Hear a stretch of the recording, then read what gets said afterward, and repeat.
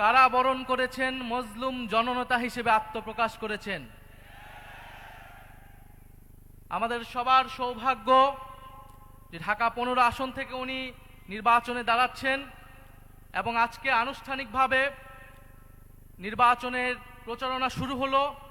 সারা বাংলাদেশে 10 দলীয় নির্বাচনী ঐক্য জোটের যারা প্রার্থী রয়েছে তাদের পক্ষে যেই জনজোয়ার নেমে এসেছে, 12ই ফেব্রুয়ারি সেটার ফল বাংলাদেশের জনগণ দেখতে পারবে ইনশাআল্লাহ।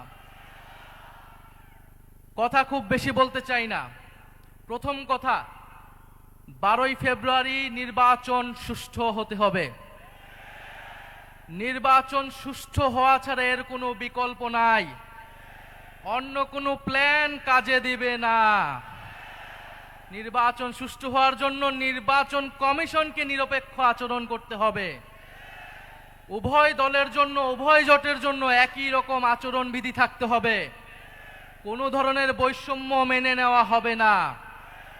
ফলে নির্বাচন কমিশনকে স্মরণ করিয়ে দিচ্ছি, আমরা এখনো মুখে বলে যাচ্ছি, আমরা এখনো মাঠে নামি নাই।